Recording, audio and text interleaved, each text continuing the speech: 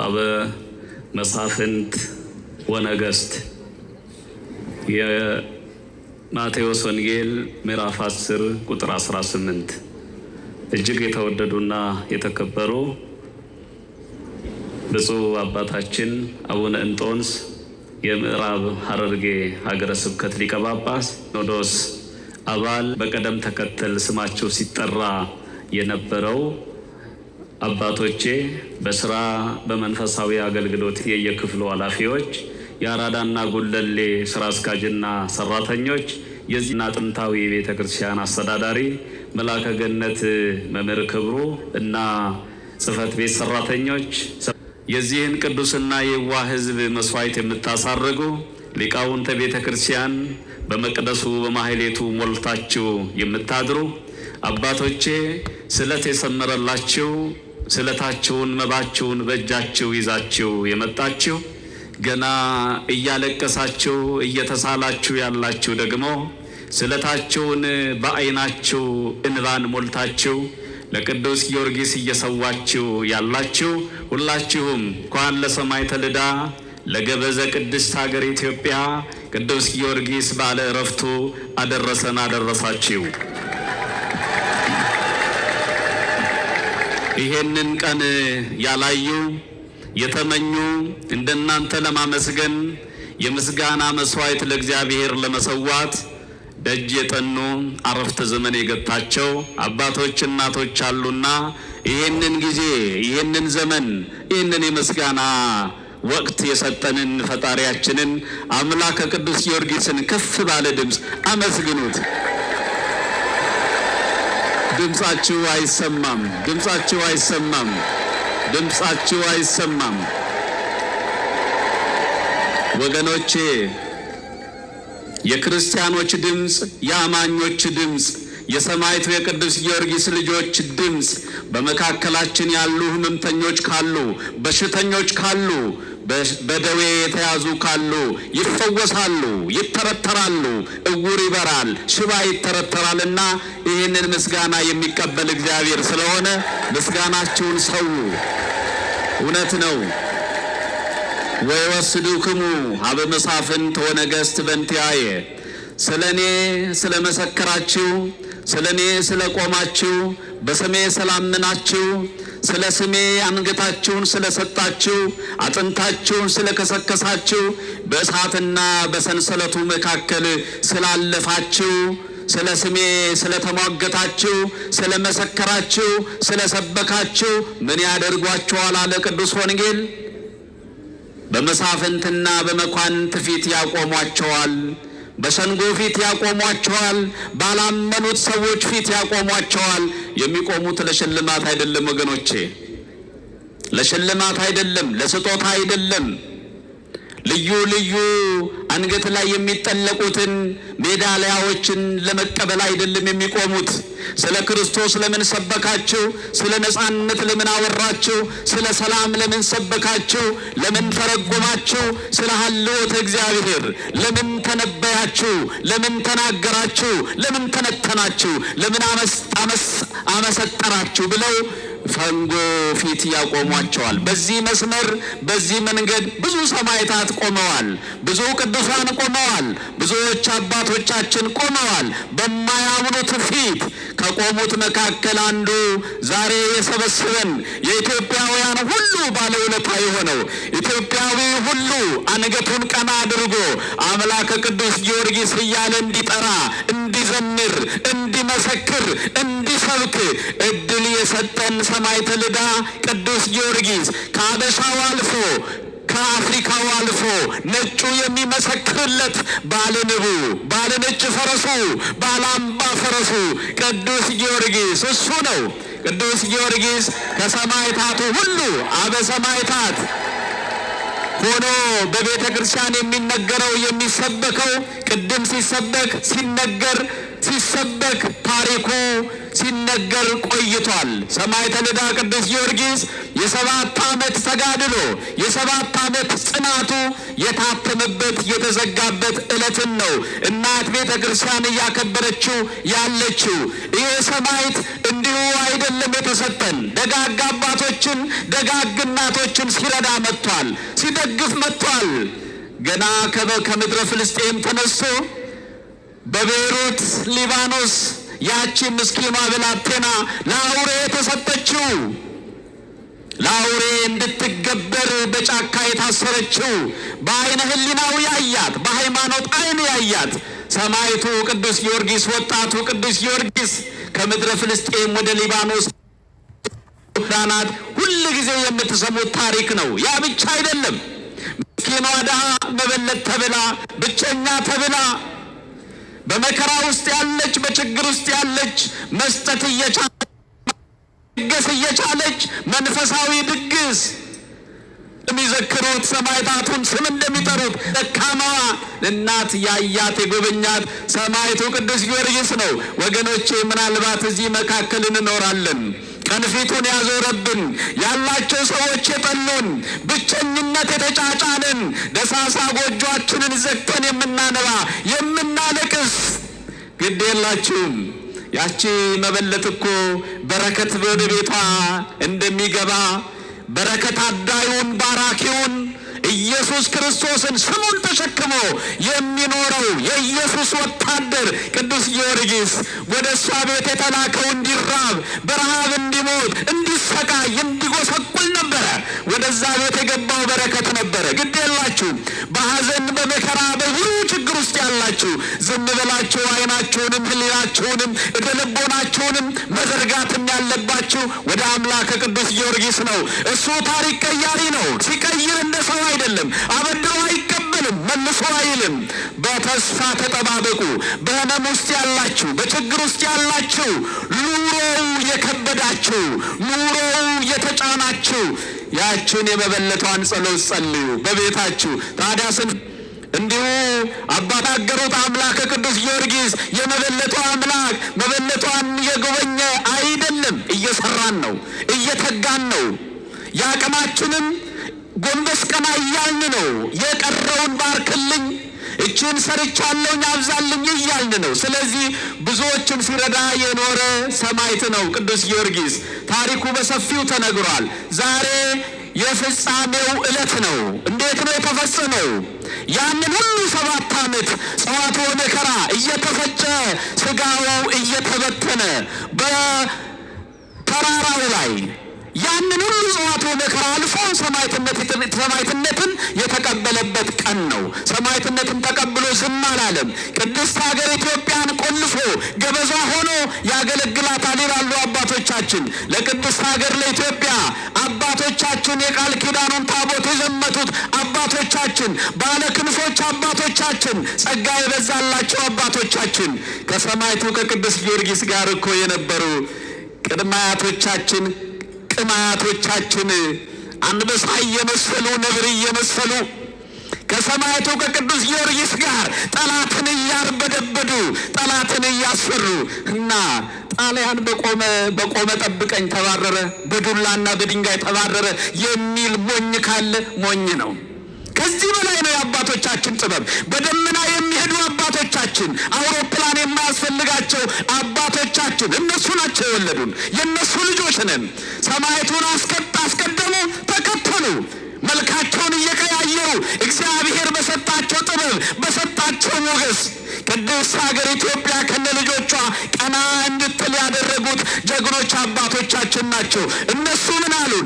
ገበዟ ነው የቅድስት ሀገር ኢትዮጵያ ገበዟ ነው። ጸላይ እንዳይገባ፣ ክፉ እንዳይገባ፣ ኮሮና እንዳያሸንፋት፣ ሌላ መንፈስ እንዳያሸንፋት፣ የመከፋፈል ዘመን መንፈስ እንዳያሸንፋት አውሮፓውያን እንደሰሩብን እንዳሰሩብን እንደተሰጠን የቤት ስራ ይሄ የአባቶቻችን ጽናት ባይሆነን፣ ጸሎታቸው ጸሎት ባይሆነን፣ ጋሻ ባይሆነን መቼ እዚህ እንደርስ ነበረ? ኢትዮጵያ እኮ ቆየች ከፈረሰች።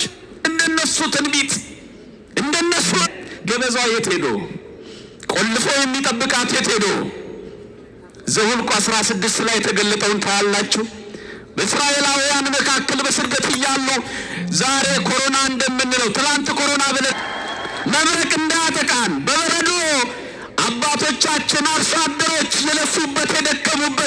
ሰማይ ደረቅ ሰማይን ተስፋ አድርገው ለደረቅ መሬት የሰጡ ዘር ለፍሬ ለቡቃያ እንዲበቃላቸው ያ በበረዶ እንዳይመታ የተክለ ሃይማኖት መስቀል አለ እኮ ደብረ ሊባኖሶች ዛሬ ድረስ ያደርጋሉ አባቶቻችን። እውነቴን ነው የምላችሁ መላዋን ኢትዮጵያ አራቱን ማዕዘን ከፍ ባለ ቦታ ላይ መስቀሉን ይዘው ወጥተው ከገዳም ይባርካሉ። የኢትዮጵያ ገበሬ የለፋበትን የደከመበትን የጣረበትን በሌለው ጉልበት የዘራውን ጦም አድሮ የዘራውን ለጎተራው እንድታበቃለት አምላከ ተክለ ሃይማኖት እያሉ ያመለክታሉ። ማመልከቻቸውም ተክለ ሃይማኖት ይመሩበታል ወደ ፈጣሪ ፍጡራን ወደ ፈጣሪ ዓለማት። በሳቸው መስቀል መብረቁ እንዳጠቃን ገብረ መንፈስ ቅዱስ የስቋላው አንበሳ እነኚህ ሁሉ በውስጥ ይነቃነቃሉ። ጠላት እንዳይገባ ደግሞ ማናሰው ይዟል። ቆልፎ ያዘው ማን ነው? ገበዘ ቅድስት ሀገር ኢትዮጵያ። ወገኖቼ የእነኚህ ጀግኖች አባቶች ከሆን የባለ ክንፎች ልጆች ከሆን የባለ ጽናዎች ልጆች ከሆን አባቶቻችን ቆባቸው ስር አጋም እየታቱ ለተቀራኔውን እያሰቡ የሚኖሩ አባቶቻችን ናቸው የወለዱን። እነሱ ናቸው የሚባርኩን፣ እነሱ ናቸው የሚጠብቁን። እዚህ ቦታ ዛሬ ከሚታየው ሕዝብ በላይ የሚታዩ ስውራን አሉ። ሰማዕቱ በተጠራበት የማይቀሩ መጋቢት 10 ይገርማቸዋል። ደብረ ሊባኖስ በዓመት አንዴ ነው መስቀል ቤት የሚቀደሰው። እዛ ስናድግ ስንኖር ሁሉንም አባቶች በተወሰነ መልኩ እናውቃቸዋለን ብለን ነው የምንናገረው። መጋቢት 10 ግን መጥተው የሚቆርቡ አባቶች አይተናቸው ማናቃቸው፣ መዓዛቸው ልዩ፣ ሽታቸው ልዩ መዓዛ ያላቸው አባቶች ለቁርባን መጥተው ቦታውን ግቢውን ያጨናንቁታል። ወገኖቼ ልክ እንደዛው ሰማዕተ ልዳ የዘመተበት ልጆቹን ይዞ ኢትዮጵያ ቅድስት ሀገርን ለመጠበቅ የተነሳበትን ቦታ የሚጠብቁ አሉ፣ የማናያቸው አሉ። የኔ ቢጤ መስለው ደካማ መስለው ድሆች መስለው በረንዳ ዳሪ መስለው አሉ በኢትዮጵያ ሰማይ ስር በተለይ በአዲስ አበባ። ወገኖቼ ጠንቀቅ ማለት አለብን። የለመነን ሁሉ ለማኝ እንዳይመስለን፣ ድሪቶ የለበሰው ሁሉ ድሪቶ ለባሽ እንዳይመስላችሁ። በዛው ልክ ሽፍቶችም አሉ፣ ይሄን አንክድም። ቀማኞች አሉ፣ ጉልበት እያላቸው በድሆች ስም የሚነግዱ አሉ። በዛው ልክ ግን የተጠቀሙ አሉ፣ ወደ እግዚአብሔር ያደጉ ከፍ ያሉ ባለ ክንፎቹን ተስፋ ያደረጉ ክንፋቸው ስር የተጠጉ አሉ። ጠንቀቅ ማለት አለብን። ስንመጸውትም ከኛ ዝቅ ያሉ የሚመስሉንንም ስናናግርም ሁኔታዎችን ማየት አለ። እየገመገሙን ሊሆን ይችላል፣ እየታዘቡን ሊሆን ይችላል፣ ከገዳማት ተልከው ሊሆን ይችላል። ጥንቃቄ ያስፈልጋል። ስለዚህ የነኚህ ልጆች ከሆን ዛሬ ሰማዕተ ልዳ ይሄንን ሁሉ የ7 ዓመት ጸዋት ወመከራ ፈጽሞ ያረፈበት ቃል ኪዳን የተቀበለበት ነው። ቃል ኪዳኑ አንዱ ቤተ መቅደስን ያነጸ ያሳነጸ የሚል ነው። ስለዚህ እኛ ልጆቹ የት ነው ያለ ነው? ትላንት በክንፍ ይበሩ የነበሩ ባለሞገሳሞቹ አንበሶችን መስለው ጠላትን ሲያሳድዱ የነበሩ ከወለዱን የቱ ጋ ነው የታጠፍነው? እጥፋት የቱ ጋ ነው የገጠመን? የቱ ጋ ነው የተላለፍነው? የአባቶቻችን በረከት ለልጅ ልጆቻቸው እንዳይወርድ እኛ ላይ እንዳይደርስ በእነሱ መንፈስ እንዳንነቃነቅ ሀገር ወዳዶች እንዳንሆን ዛሬ ከሀገር በላይ ወገን እየተወደደ የራሴ ወንዝ የራሴ ተራራ እየተባለ ያ እየቀደመ እናት ተረሳ እኮ ነው ያለችው። እናት ሀገር ኢትዮጵያ የሁሉ እናት እኮ አይጨከንባትም ወገኖቼ። እናት እኮ ኢትዮጵያ ናት። እውነቴን ነው የምላችሁ። እሷ ጤናማ ከሆነች ብሔር ብሔረሰቡ ጤናማ ይሆናል። እስቲ ተያዩ። ሁሉም ብሔር ብሔረሰብ እዚህ አለ። ሁሉ ያሳዝናል፣ ሁሉ መልካም ነው፣ ክፉ ሀሳብ የለም። አምላከ ቅዱስ ጊዮርጊስን ብሎ ነው የቆመው። ከዚህ በላይ ምን ያድርግ ኢትዮጵያዊ? ምን ያድርግ ወገኔ? ከዚህ በላይ እምነቱን እንዴት አድርጎ ይግለጥ? ታዲያ መወደድ ይነሰው፣ መከበር ይነሰው። የሰማዕታት ልጅ እኮ ነው። መከራ የወለዳቸው ልጆች ናቸው እኮ ኢትዮጵያውያን። አባቶቻችን በመከራ ነው ሀገሪቷን ያጸኗት። ልጆቻቸው ደግሞ በእነሱ እግር ስር ተተክተን በመከራ እንኖራለን። እንኖራለን ማለት ነው። መከራ የክርስትና ምልክቷ ነው፣ አርማዋ ነው። ያ ነው በአደባባይ የሚሞሽራት ሰማዕተ ልዳ ቅዱስ ጊዮርጊስ በየዓመቱ ይሞሽራል እንደ አዲስ ሙሽራ በሰራው ስራ በሰራው ተጋድሎ ኢሸረውን በደሙ የመሰረታትን ቤተ ክርስቲያን ሐዋርያቱ አባቶቻችን በአጽናቸው የማሷትን ሰማዕታቱ ደግሞ ቅዱስ ጊዮርጊስን ጨምሮ በደማቸው የለሰኗትን ተዋህዶን ለመጠበቅ ነው። ስለዚህ የአባቶቻችን ልጆች ከሆን አባቶቻችንን መምሰል መቻል አለብን። እንደ አባቶቻችን ሀገር እንውደድ፣ እንደ አባቶቻችን ብሔር ብሔረሰቦችን እንውደድ፣ ለሁሉ እንዘን፣ በጋብቻ እንዛመዳቸው ከመነኮሳት ውጪ ማለት ነው። ጋብቻ መነኮሳትን አይመለከትም። ስለዚህ አባቶቻችን ጥበበኞች ነበሩ። ዛሬ እዚህ ሆነን የወንዜ እያልን ከሌላ ቦታ ምን አለ ሌላ ጉራጌቷን ብታገባ አማርኛ ተናጋሪ፣ ትግርኛ ተናጋሪዋን፣ ጉራግኛ ተናጋሪ ምን አለ ብንዛመድ፣ ምን አለ ብንሰፋ፣ ምን አለ አይምሯችን ቢሰፋ።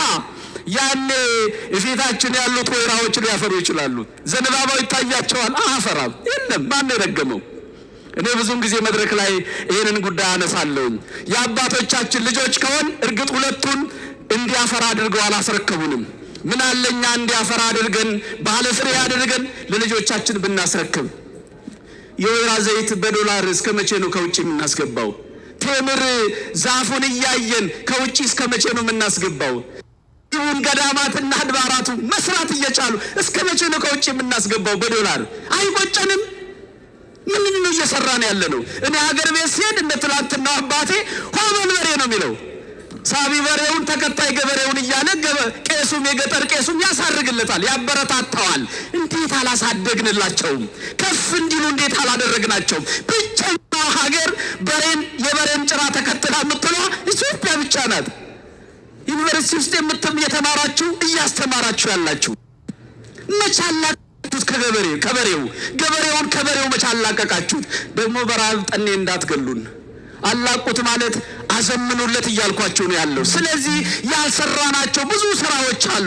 ከራሳችን እንጀምር፣ ከቤታችን እንጀምር፣ ከደብራችን እንጀምር። ያኔ መልካም ስራ ከሰራን ወደ ፍርድ ሸንጎ ሳይሆን የምንቆመው ወደምንመስገንበት ወደ ፍርድ ጉባኤ፣ የመጨረሻ ጉባኤ፣ በቀኝ ወደሚያቆመው ጉባኤ እንቆማለን። የተባረካቸው የሰዎች እንባላለን። እግዚአብሔር አምላካችን ፍጻሜያችንን ያሳምር። ቅዱስ ጊዮርጊስ ለሌላ የነበሩት ሽማግሌዎች ወይም ደግሞ ቃል በቃል የሰሙት መረጃ የነገሩኝን መረጃ ብነግራቸው በጣም ነው እኔ በራሴ ያፈራለሁኝ። እነሱ ለኛ ቦታ ሰጥተው መጽሐፍ እየጻፉ ለመመስከር እንኳን አፉ የሚያዝ ኢትዮጵያዊ ማየት፣ ለመለገስ እግዚአብሔር የሰጠውን ለእግዚአብሔር መልሶ መለገስ መስጠት እየተሳነን በዚህ ልክ አባቶቻችን ድምጻቸውን ከፍ አድርገው ሲናገሩ የተሰማኝን ሐዘን ነው። ምን ነው ደዋለ ወይ በጓዳው አለውል ልጅ ያላለው አለ ወይ? እማዬ ስታለቅስ እናቴ እንደመበለቷ እኔ ያለውልሽ ፈጥኖ ደራሹ ቅዱስ ጊዮርጊስ አለው እንደ ንብ የሚፈጥን ባለ ነጩ ፈረስ ቅዱስ ጊዮርጊስ ያልደረሰለት አለ ወይ? ያልደረሰላችሁ ባለ ሀብቶች አላችሁ ወይ? በዚህ ስክሪን የምታዩ በዓለም ያላችሁ የአራዳው ቅዱስ ጊዮርጊስ አጼዎቹ አባቶቻችን ይዘውት አድዋ የዘመቱት ታቦት ከጎጆዬ ወጥቼ እስካሁን ወደ ጎጆዬ ልጆቼ ሊመልሱኝ አልቻሉም። አቅም አጥተው አይደለም፣ የሚያሰማልኝ ዕጣ ወይም ጆሮ ልጣ አላወቅኩኝም እያለ ነው። ምን ትላላችሁ? በሰው ሀገር ያላችሁ ምን ትላላችሁ? ታቦቱ አይመለስ ወደ ቤቱ።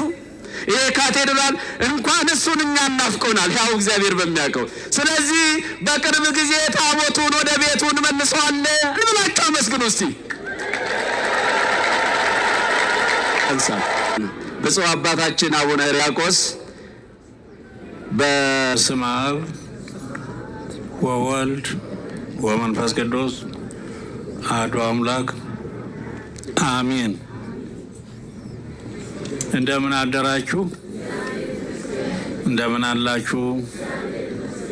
ወደዚሁ ታላቁ ደብር እጅግ ባለ ረጅም ታሪክ የሆነው እንግዲህ ገነተ ጽጌ ቅዱስ ጊዮርጊስ ዓመታዊ በዓል እንኳን አደረሰ፣ እንኳን አደረሳችሁ።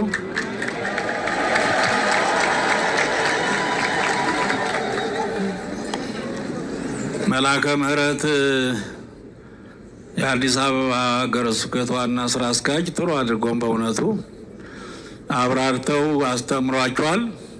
ቃለ ሕይወት ያሰማልን። ኢትፍርህዎሙ ለእለ ይቀትሉ ሥጋክሙ ወለነፍስክሙሰ ኢይክሉ ቀቲሎታ አላ ፍርህዎ ለዘይቀትል ነፍሰ ወሥጋ እውረ ውስተ ገሃነም። እንግዲህ በማቴዎስ ወንጌል ምዕራፍ 10 ቁጥር 28 ሥጋችሁን የሚገድሏችሁን አትፍሯቸው፣ ይልቁንም ሥጋና ነፍስን ሁለቱን አስተካክሎ በገሃነመ እሳት መቅጣት ለሚችለው እሱን ፍሩ።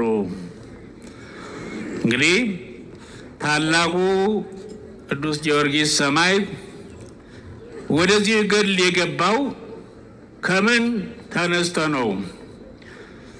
አንድ ሰው ዓላማ አለው። የረጅም የአጭሩ የማዕከላዊ የረጅም እቅዶች ያስቀምጣል። አንድ ሰው እቅዶቹ በእግዚአብሔር ኃይል፣ በእግዚአብሔር መሪነት፣ በእግዚአብሔር ረዳትነት ይከናወናሉ። ወጣቱ ቅዱስ ጊዮርጊስ አባቱን እናቱን አስተምረውታል። ሃይማኖቱን እንዲወድ ተከታትለው ጽኑ ሃይማኖት እንዲኖረው አስተምረውታል። ወገኖቼ ዘሎ አይደለም የገባው፣ ወደ እሳት የገባው ዘሎ አይደለም። የሃይማኖቱን ምንጭ፣ የሃይማኖቱን ምስጢር፣ የሃይማኖቱን እምነቱን ከልጅነቱ ጀምሮ ስላስተማሩት ከሰውነቱ ተቀርጾ ምንም እንኳን አባቱ በልጅነቱ ቢያልፍም ይህንን ከአባት የወረሰው ከእናት የወረሰው እምነት በ20 ዓመቱ ላይ ፈተና ገጠመው። የ20 ዓመት ወጣቶች ከዛም በታች ከዛም በላይ ያላችሁ ልብ በሉ። ሃይማኖት ተመሰረቲት ወቃላኒ አንጻውን እድከሞንቶ ሃይማኖት የእያንዳንዶቻችን የደም ስራችን ናት። አዎ ሌሎች ደግሞ እነ ጾም፣ እነ ጸሎት፣ እነ ምጽዋት ደግሞ እነሱን ደግሞ ሃይማኖትን መሰረት አድርገው ሃይማኖትን ከያዝን በኋላ እነሱን ደግሞ እንይዛለን። ግን ሃይማኖት ማለት ሰውና እግዚአብሔር የሚገናኝበት ማለት ነው። ሰው ፈጣሪውን ያወቀባት ማለት ነው። ሰው ከፈጣሪው ጋር የሚነጋገርባት ማለት ነው። ጸሎትሰ ተናግሮ ምስለ እግዚአብሔር ይላል። ጸሎት ረጅሙም አጭሩም እየጸለይን ነው፣ በቤትም በመንገድም። ልክ አባታችን እግዚአብሔር ለሙሴ እንዳለው አዎ እመይዘ ተሐውር በምትጓዝበት ጊዜ ወመይዘ ትነብር በምትቀመጥበት ጊዜ ወመይዘ ትነቡም በምተኛበት ጊዜ ወመኒ ዘትነቅ በምትነቃበት ጊዜ ኢትርሳ ተዘክሮተ እግዚአብሔር አለ። ፈጣሪን አስበዋል። ፈጣሪያችን የምናስበው ቤተ ክርስቲያን ሄደን ብቻ አይደለም። ወደ ስራ መስካችን፣ ወደ ትምህርትም፣ ወደ ምንወርድበት የምንወጣበት ሁሉ ከደም ስራችን ስለሆነ፣ ስለዚህ ቅዱስ ጊዮርጊስ ለኛ ምንድን ነው? ሞዴል ነው።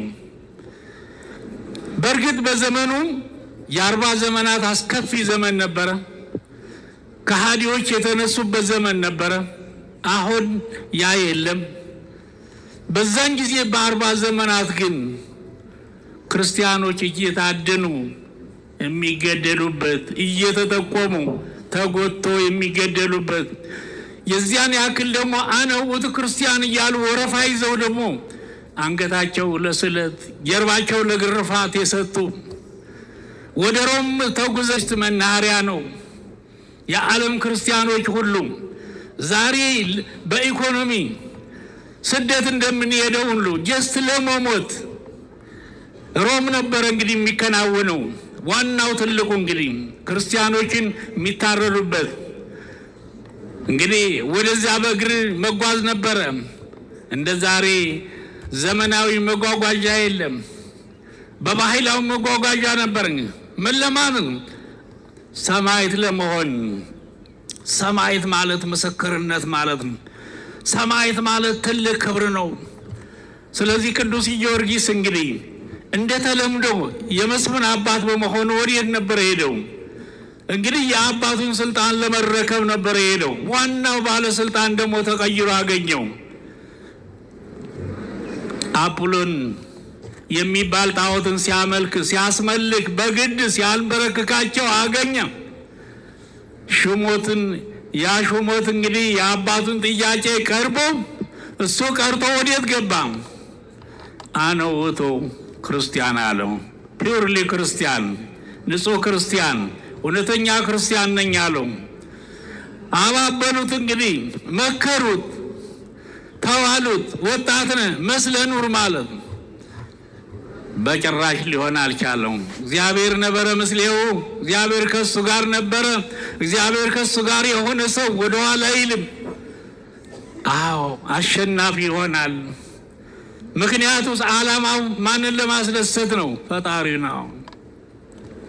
ስለዚህ ቅዱስ ጊዮርጊስ እንግዲህ 3 ቀን ሞተ አይደለም፣ 3 ጊዜ ሞተ፣ 3 ጊዜ አስነሳው። ክብር ምስጋና ይግባው። 4ኛው ግን መካተቻው መጨረሻ ነበረው።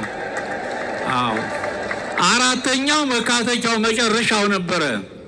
ኑሮ ወደ ሞት፣ ውለው ወደ ቤት። ሁሉም በሁለት እግር ቆሞ የሚሄደው ሁሉ ይሞታል። በዚህን ጊዜ ነበረ እንግዲህ 7 ዓመት ሙሉ 7 ዓመት ኮነንዎ ሥጋው ወመተሮ አባላትዩ። አዎ ሕዋሳቶቹ ሁሉ ተቆራረጡ፣ እንደገና ተፈጩ። አቤት እንዲያውም እኮ ይከብዳል። ምን ይላሉ ፈረንጆች? ሱፐር ሂውማን ይላሉ። ከአይምሮ በላይ ነው ይላሉ። ይሄ ስታስቡት ከአይምሮ በላይ ነው። አሁን እንግዲህ ደብረ ይድራስ የሚባል ተራራ እዛ ወጥተው እንደ ሉጨት ሲያቦንት፣ ከዛ ታች ሆኖ ደግሞ ጊዮርጊስ በነጭ ፈረሱ ደግሞ ሲሄድ ማን ነበር የሚረዳው? እግዚአብሔር። እኛ የሚረዳን እሱ ነው ወገኖቼ። እንግዲህ ይሄ ሰማዕት ወአዘዘ ንጉሥ ከመ ይምትሩ ሰው የመጨረሻው እንግዲህ ሚስቱን ማሳመናት፣ የዱዲያኖስ ሚስቱን ማሳመናት። ያካሃዲው ሚስቱንም በከተማ እየተጎተተች ራቁቷን እንድትሞት አደረገ። ጨካኝ፣ የመጨረሻ ጨካኝ። ወገኖቼ ጨካኝ አንሁን፣ ሩህሩህ እንሁን ባካችሁ። እኔ የዋህ ነኝ ልቤም ትሑት ነው ይላል የምናመልከው አምላክ። አዎ ጨካኝ አንሁን፣ በሰው ላይ አንጨክን ወገኖቼ። አዎ የምናመልከው አምላክ ጨካኝ አይደለም፣ መሐሪ ይቅር ባይ ነው። አዎ አባት ሆይ ስረይ ሎምስ በዘያምር ይገብር ብሎ ለገዳዮቹ፣ ለሰቃዮቹ፣ ላሰቃዮች ሰዎች በዕፀ መስቀል ላይ ለ5 ሰዓታት ያክል በዕፀ መስቀል ተሰቅሎ በዛን ጊዜ ጸለየላቸው። አባት ሆይ ይቅር በላቸው፣ እንዲህ ያለ አምላክ ነው የምናመልከው። ጭን በቀል አትያዙ። እስመ ዘያነብር ቂመ ውስተ ልቡ ይውክብት ጸሎቱ ቅድመ እግዚአብሔር። ተው ጭን በቀል አንያዝ። አዎ ጭን በቀል ይዞ መጸለይ የለም፣ አይቀበለውም እሱ። አዎ ከጭን በቀል መጽዳት አለብን። አዎ ወገኖቼ ጭን በቀል ይዞ ቤተ ክርስቲያን መሄድ፣ መዘመር፣ መቁረብ ምን ዋጋ አለው? አይቀበለውም። ለምን? እሷ ባህሪ ነው እሷ። በእርግጥ በኃጢአታችን እሱ ይቀበለናል። ወይ ፈቅድ ምክንያት ለዲን እኛን እንድንድ ምክንያት እንድንጠፋ ሳይሆን እኛ ሰው እንዲጠፋ ነው የምንመኘው አይደለም። ከገጸ ምድር እንዲጠፋ ነው የምንመኘው። አለመታደል ነው። እሱ ግን እግዚአብሔር ግን ወይ ፈቅድ ምክንያት ለዲን የምንድንበት የምንመለስበት እድሜ ይሰጠናል፣ ጤና ይሰጠናል፣ ያውለናል፣ ያሳድረናል፣ ንጹሕ አየር ይሰጠናል ወገኖቼ። ስለዚህ ቅዱስ ጊዮርጊስ እንግዲህ በመጨረሻው እንግዲህ አንገቱ እንደው እንዲቆረጥ የታዘዘው አዎ እኔና እናንተ ብንሆን ምን ነበር? እንሮጥ ነበር፣ እናመልጥ ነበር፣ ከመሞት መሰንበት ነበር የምንመርጠው አይደለም እኔና እናንተ። እሱ ግን ወአድነነ ርእሶ ይላል። አመቻቸላቸው፣ አንገቱን ዘንበል አደረገ። አዊ ውድ ሕይወቱ እኮ ሊሰጠው ነው ለፈጣሪ። እኛ እኮ ገንዘብ ሰጠን፣ ወርቅ ሰጠን፣ ጉልበት ሰጠን፣ እውቀት ሰጠን ለቤተ ክርስቲያን። አቤት ይህ ስጦታችን ትልቅ ነው አይደለም? ትልቁ የመጨረሻው ግን ሕይወትን መስጠት ነው። ፈጣሪን አስደሰተ። እንዲህ ሲያደርግ ወረደ እግዚእነ ኢየሱስ ክርስቶስም ሰማይ። አዎ ከሰማይ ወረደ፣ ከሰባተኛው ሰማይ ወረደ። ወዴት? ወደዚሁ ምስኪኑ ቅዱስ ጊዮርጊስ ምን ሊሰጠው? ቃል ኪዳን ሊሰጠው። ዘገብረ ተስካርከ ወለጸዋ ስምከ መርለከ። ብዙ ትንታኔ ያለው ቤተ ክርስቲያን የሚሰራ እንዲያውም ምን ይላል? ትልቁ ዋናው በችግሩ ጊዜ በየብስም በአየርም ስትጓዙ አምላከ ጊዮርጊስ እርዳይ በሚልበት ጊዜ እኔ ይደርስለታለሁ አለ። ይሄ ቃል ኪዳን አለ፣ ለማንም ያልተሰጠ ነው። በጭንቃችን ጊዜ በጉድጓድ ወድቀን ፈተና ላይ ወድቀን በወደቅነ ጊዜ አምላከ ጊዮርጊስ እርዳኝ፣ ይሄ ቃል ኪዳን ሰጥቶታል። ይሄ ሁሉ ከሰጠው እንግዲህ ወአርገ ሰማይ ነው፣ ወደ መንበሩ ተመለሰ። አባታችን አንገቱ ተቆረጠ። እንግዲህ ሕይወቱን አጣ። ማንን ለማስደሰት ነው? ፈጣሪውን እግዚአብሔርን ለማስደሰት። ትልቁ ስጦታ ሕይወትን አሳልፎ መስጠት ነው። ከሆነ ይሄ ማለት ደግሞ በእምነታችን ሲመጡብን ነው። በሌላ አይደለም፣ በብሔር አይደለም፣ በቋንቋ አይደለም። በእምነታችን በምንወዳት ኦርቶዶክስ እመን አታምንም፣ ካድ አልክድም። እቺ ነች እንግዲህ በቅዱሳን መጻሕፍት የተጻፈችው። አሁን እኮ በዘመናችን እኮ በሃይማኖታቸው እኮ ይገደላሉ፣ አልተጻፈላቸውም እንጂ ሰማዕት እኮ ናቸው። አዎ ሰማዕታት እኮ ናቸው። በእምነታቸው እኮ ነው እየተገደሉ፣ ሁሉም ሰማዕታት ናቸው። ስለዚህ ወገኖቼ እድለኞች ነን። በዛሬው ቀን 2018 ተባረክን፣ ተቀደስን። ዓመታዊ በዓሉ እንግዲህ ሁሉንም ሰጥቶ እግዚአብሔር ጋብዞ በረከት እንድናገኝ አደረገ። አምላካችን ክብር ምስጋና ይግባው። እንግዲህ ትምህርት ተሰጥተዋል፣ ሰዓቱ ሂደዋል። አንድ ነገር እግዚአብሔር ይባርካችሁ። ስለነበርን እግዚአብሔር እናመሰግናለን። የሰማነው በልቦናችን ያሳድርብን። አባታችን ሆይ በሰማያት የምትኖር ስምህ ይቀደስ፣ መንግስትህ ትምጣ፣ ፈቃድህ በሰማይ እንደሆነች እንዲሁም በምድር ትሁን። የዕለት ምግባችንን ስጠን ዛሬ፣ በደላችንን ይቅር በለን እኛም የበደሉንን ይቅር እንደምንል። አቤቱ ወደ ፈተና አታግባን ከሁሉ አድነን እንጂ መንግሥት ያንተ ናትና ኃይል፣ ምስጋና። እመቤታችን ቅድስት ድንግል ማርያም ሆይ በቅዱስ ገብርኤል ሰላም እንልሻለን። በሐሳብሽ ድንግል ነሽ፣ በሥጋሽም ድንግል ነሽ። የአሸናፊ እግዚአብሔር እናት ሆይ ሰላምታ ላንቺ ይገባሻል። ከሴቶች ሁሉ ተለይተሽ አንቺ የተባረክሽ ነሽ፣ የማኅፀንሽ ፍሬ የተባረከ ነው። ጸጋን የተመላሽ ክብርት ሆይ ደስ ይበልሽ፣ ልዑል እግዚአብሔር ከአንቺ ጋር ነውና ከተወደደው ልጅሽ ከጌታችን ከመድኃኒታችን ከኢየሱስ ክርስቶስ ዘንድ ይቅርታንና ምሕረትን ለምኝልን ኃጢአታችንን ያስተሰርይን ዘንድ ለዘላለም። ካርሉ በፊት ብፁዕ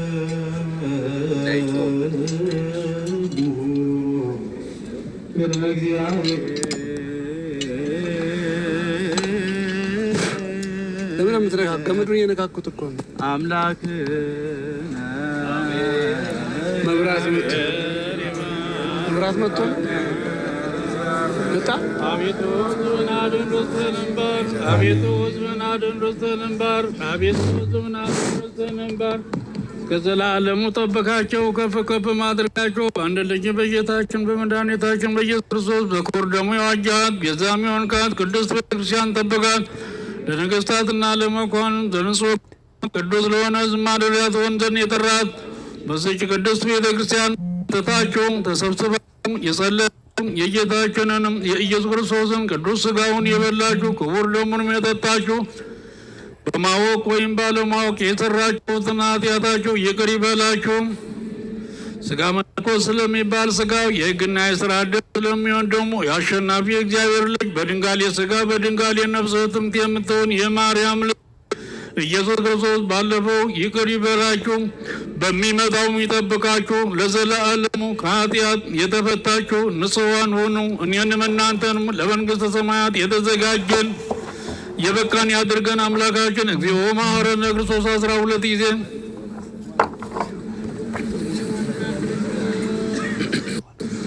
በእንተ እግዝእትነ ማርያም መሐረነ ክርስቶስ።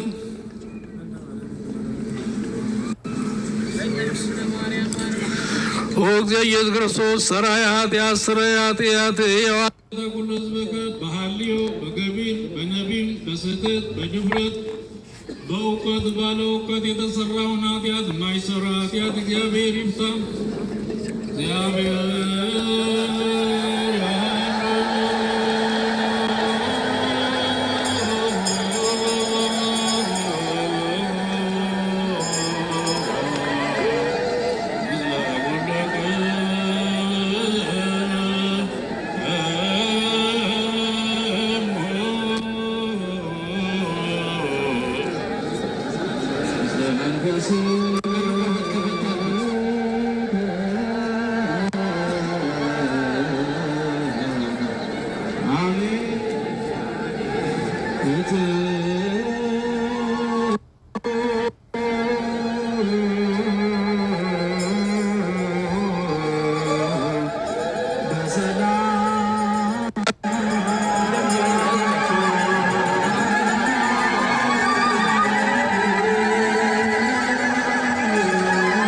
ምእመናን